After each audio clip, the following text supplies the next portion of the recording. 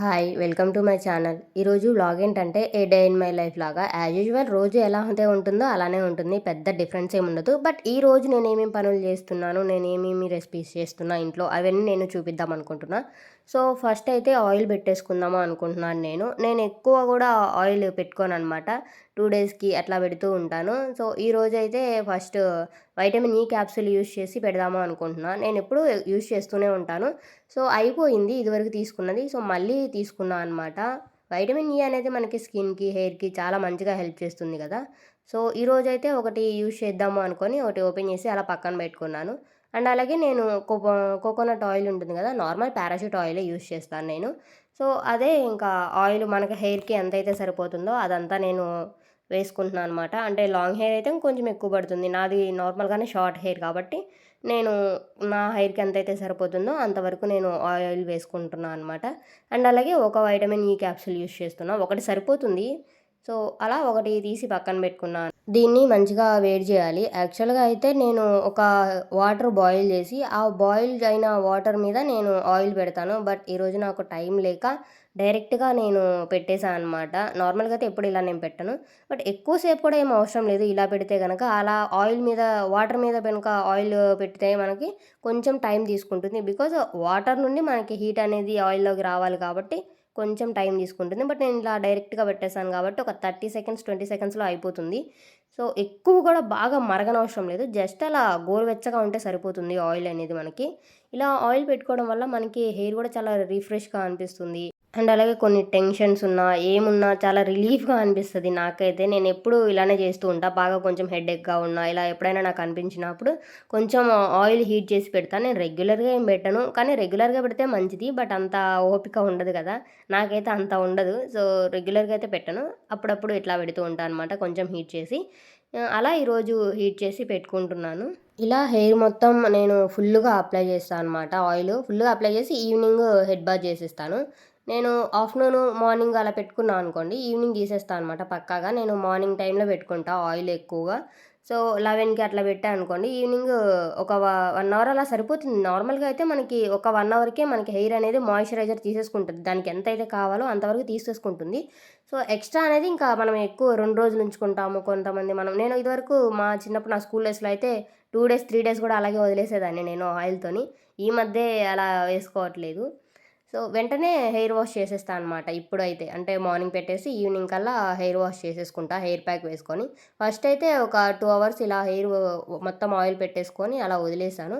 ఈలోపు నేను పరమాన్నం చేద్దాం అనుకున్నా అనమాట. దానికోసం శనగ బ్యాల్లుంటాయి గదా మనకి, అవి తీసుకొని మొత్తం నేను ఆల్రెడీ అవి ముందే నానబెట్టి ఉంచాను. ఆ నానబెట్టిన వాటిని కుక్కర్‌లో వేసా అనమాట. మనకెంతైతే వాటర్ కావాలో అంత నేను కుక్కర్‌లో వేసా. యాక్చువల్‌గా నార్మల్‌గా వేస్తే ఎక్కువ టైం పడుతుందని నేను కుక్కర్‌లో వేశాను. ఈరోజు ఆ ఒక్కళ్ళనే చేద్దామని డిసైడ్ అయిపోయినా అనమాట. అండ్ అలాగే దీనికి పక్కనే మనకి థిక్‌నెస్ కోసము నేనిది పక్కన బియ్యం పిండి కలిపి పెట్టుకుంటున్నా అనమాట. అండ్ అలాగే కొంచెము బెల్లం గూడా నేను మొత్తం అంతా క్రష్ చేసి పెట్టాను పక్కన. మనకి ఈజీ అవుతుంది గదా అన్నట్టుగా. ఈలోపు అది బాయిల్ అవుతూ ఉందనమాట. ఇంకా నెక్స్ట్ మనకి ఇలాచీ ఉంటది గదా! స్వీట్‌లో ఇలాచీ లేకపోతే అస్సలు బాగోదు. సో, ఇంకా ఇలాచీ మొత్తం అంతా క్రష్ చేసి పక్కన పెట్టేసుకుందాము అని అది కూడా తీసి పెట్టాను. నెక్స్ట్ జీడిపప్పు, కిస్మిస్ ఇవి కూడా నేను పక్కనే పెట్టేసుకున్నా అనమాట. ఫ్రై చేస్తే పనైపోతుంది గదా అని. అండ్ అలాగే ఇవి ఉంటాయి గదా సగ్గుబియ్యం, అవి గూడా మంచిగా వాష్ చేసి నేను నానబెట్టా అనమాట. అవి ఇప్పుడు మనకి బాయిల్ అయిన ఇవి ఉంటది గదా! ఈ పప్పులో వేసేస్తున్నా అనమాట. ఇది పప్పు నేను 50% ఉండగానే తీసేసాను.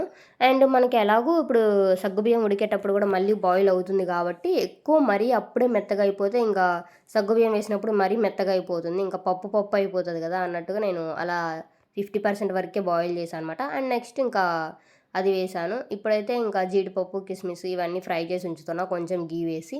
అవన్నీ తీసేసి ఇంకా పక్కన పెట్టేస్తున్నాను.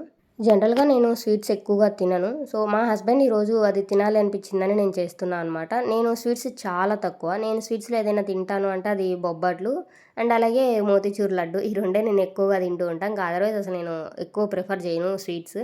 సో, అండ్ అలాగే స్వీట్‌లో మనం కొంచెం సాల్ట్ ఏస్తే గనక ఆ స్వీట్‌ని బ్యాలెన్స్ చేస్తుంది. సో, అందుకోసం నేను కొంచెం సాల్ట్ ఏస్తున్నాను.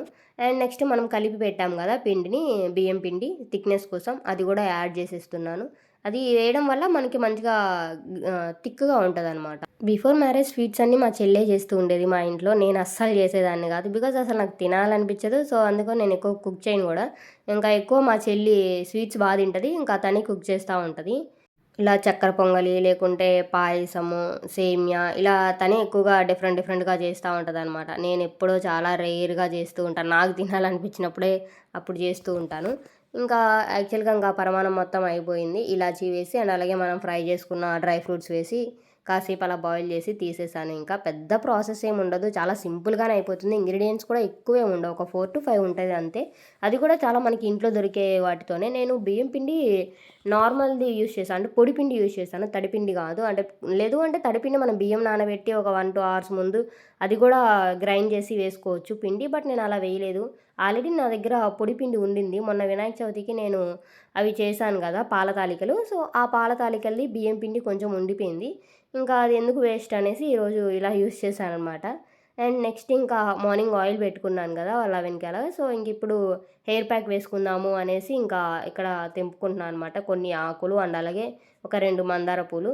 అండ్ కొంచెం ఇంకా ఈ అలోవెరా గూడా వేద్దాము అనుకుంటున్నాను. అలోవెరా వేయడం వల్ల మనకి డాండ్రఫ్ ఉండదు. అలాగే ఇచ్చింగ్ ప్రాబ్లమ్స్ ఉంటాయి గదా తలలో, అవన్నీ గూడా నీట్‌గా అయిపోతుందనమాట. ఈ అలోవెరాకి మనకి ఇక్కడ పైన యెల్లో కలర్‌లో ఇదంతా వచ్చేస్తూ ఉంటది గదా! అది మంచిగా నీట్‌గా వాష్ చేసి అండ్ అలాగే కింద కొంచెం పాడైపోయినట్టుగా ఉండింది. సో, అది గూడా కట్ చేసి వాడేద్దాము అనుకున్నాను. నేనివి హెయిర్‌కి ఆయిల్ పెట్టుకున్నప్పుడే నేను మెంతులు గూడా నానబెట్టి పెట్టాను. నాకు చిన్నప్పుడు మా నానమ్మ అసలు మెంతులు పెట్టకుండా హెయిర్ వాష్ చేపించేదే గాదు.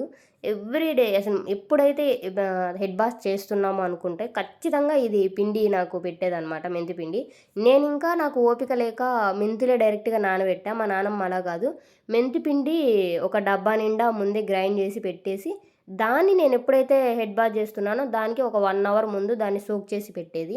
అదైతే పిండి ఎక్కువ సేపు గూడా నాననవసరం లేదు. 1 అవర్ అయితే సరిపోతుంది మంచిగా. మెంతులు మాత్రం 2-3 అవర్స్ ఖచ్చితంగా నానాలి. లేకుంటే ఇవసలు గ్రైండ్ గూడా అవ్వవు అంతగనము. మా నానమ్మకి మాత్రం అసలు భలే ఓపిక. ఆమె ఎప్పుడు నేను ఇంటర్మీడియేట్ హాస్టల్‌లో ఉన్నప్పుడు గూడా హాస్టల్‌కి తెచ్చిచ్చేది ఆ పిండి కొట్టి. ఇక్కడ హాస్టల్‌లో పెట్టుకోవడానికి కుదరదు గదా నానమ్మ అంటే, లేదు ఎంతసేపు బెట్టుకుంటావు నైట్ నానబెట్టి మార్నింగ్ బెట్టుకో ఒక గంట ముందు అని జెప్పేది. సో, అలా చేసేదనమాట. హాస్టల్‌లో ఉన్నప్పుడు కూడా నాకు తెచ్చిచ్చేది. మా నాన్నమ్మ దగ్గరున్నప్పుడు నాది లాంగ్ హెయిరు. అంటే యాక్చువల్‌గా నాది ఒక 1 ఇయర్ బ్యాక్ గూడా లాంగ్ హెయిరే ఉండేది. ఇంక తర్వాత నుండి ఇంకా హెయిర్ స్టైల్స్ స్టార్ట్ చేశాను నేను. అది ఇది చేపియడం అట్లా హెయిర్ కట్ చేపియడం అలవాటయిపోయింది నాకు. లేదు అంటే నాది లాంగ్ హెయిర్ ఉండేది. ఎక్కువ లావుండేది కాదు. బట్ పొడవైతే ఉండేది చాలా పొడవుగా. ఇంగా ఎందుకు కొంచెం ఉన్నా కూడా నీట్‌గా ఉంటే బావుంటుంది గదా అనేసి నేనింకా అప్పటి నుండి హెయిర్ కట్ చేపించుకోవడం అలా అలవాటయిపోయింది నాకు.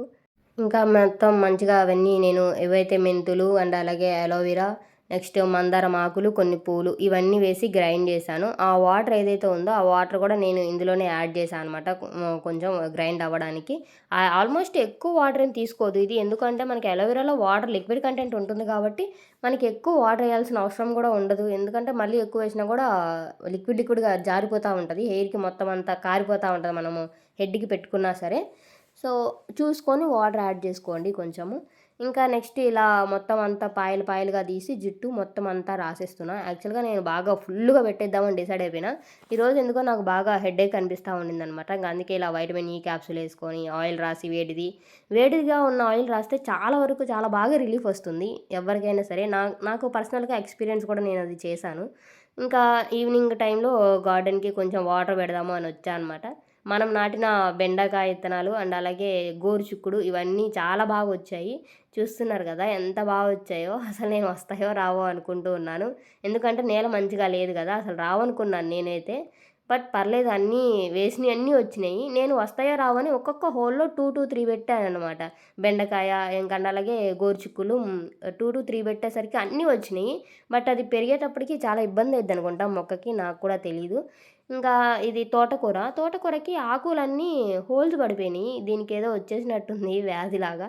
సో, చూడాలి ఇంకా అది ఎలా పోతుందో ఏమో! యాక్చువల్‌గా మీకేమైనా తెలిస్తే నాకు కామెంట్ సెక్షన్‌లో కామెంట్ చేయండి దానికి పోవడానికి.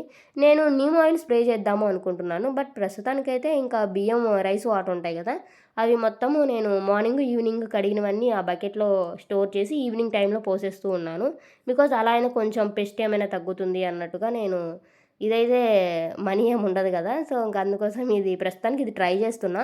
నెక్స్ట్ నీమ్ ఆయిల్ అలా స్ప్రే చేయాలి. చూద్దాం అది కూడా. నేను వాటర్ మార్నింగు, ఈవినింగు ఉంచేసరికి ఎక్కువ వాటర్ వస్తున్నాయన్నమాట. ప్రతి మొక్కకి కొంచెం కొంచెం ఏస్తూ ఉన్నాను. ఇక్కడ పసుపు మొక్కలు చూసారు కదా! చిన్న చిన్నగా ఇప్పుడు నేను వాటర్ పోస్తుంటే నాకు కనిపించాయి. ఈ మొక్కలనేవి ఈ 4 మొక్కలు నాకు ఇప్పుడే కనిపించాయన్నమాట. ఇంతకుముందు నేను అసలు చూడలేదు. ఇంత చిన్నగా ఉన్నాయి. ఆ రాళ్ళ మధ్యలో ఏది మొక్కో, ఏది ఇదో అసలు అర్థం కావట్లేదు. ఇప్పుడు అవి కూర్చొని నేను రైస్ వాటర్ పోస్తున్నప్పుడు నాకు నీట్‌గా కనిపించిందనమాట. ఇదివరకు కొన్ని మొక్కలొచ్చినాయి. ఇప్పుడు మొత్తం మళ్ళీ సెపరేట్‌గా వేరే మొక్కలొచ్చినాయనమాట. మొత్తం ఒక 20 వరకు వచ్చినాయి పసుపు మొక్కలు. నేను అస్సలు రావనుకున్నాను. బట్ వచ్చింది. ఇంకా ఇది పెరిగి ఎంతవరకు ఈల్డ్ తీస్తాము, ఎంతవరకు క్రాప్ తీస్తాము అని తెలీదింకా. ప్రస్తుతానికైతే అన్ని మొక్కలు వస్తున్నాయి మెల్లమెల్లిగా. కొన్ని చాలా స్లోగా వస్తున్నాయి. ఇప్పుడు నేను ఏదైతే కొన్ని మొక్కలు చూపించానో ఇప్పుడిప్పుడే వస్తున్నవి. అవి చాలా స్లో అయినియి. ఇదివరకే నేను ముందే కొన్ని చూపించాను కదా! పసుపు మొక్కలు. అవి ఎప్పుడో వచ్చినియనమాట. అంటే మెత్తగా ఉన్న మట్టి దగ్గరేమో తొందరగా వచ్చినియి. కొంచెం గట్టిగా రాళ్ళు రాళ్ళుగా ఉన్న ఏరియాలోనేమో కొంచెం స్లోగా వస్తున్నాయనమాట మొక్కలు. ఇంకా మిగిలినవి కూడా కొన్ని పసుపు మొక్కలకు గూడా ఈ వాటరే ఏసేస్తూ ఉన్నాను. మిర్చి గూడా అక్కడక్కడ అన్ని చెట్లు బానే ఉన్నాయి. కొన్ని చెట్లేమో ఆకు ముడుచుకుపోతున్నట్టుగా అలా అనిపిస్తూ ఉన్నాయన్నమాట కొన్ని మొక్కలు. బట్ కొన్నేమో పర్వాలేదు బానే ఉన్నాయి. ఇంకా నెక్స్ట్ నేను ఈరోజు కొంచెం మందారం నాటుదాము అనుకుంటున్నాను. మీరు చూసే ఉండొచ్చు కదా! ఇందాక నేను ఆకు కట్ చేశాను. అదే చెట్టుది ఒక 2 కొమ్మలు తీసుకొనొచ్చా అనమాట. ఈ కొమ్మలు కూడా నాటేద్దాము అనుకోని ఇంకా దీనికే తీసేసి అక్కడే కొంచెం గలువులాగా ఉండింది. ఇంక అడుగున కొంచెం ఎరువేద్దాము అనుకున్నా దీంట్లో. ఇంకా ఆ ఎరువేసేసి నాటేస్తున్నాను. ఇది బ్రతికిద్దో బ్రతకదో తెలీదు.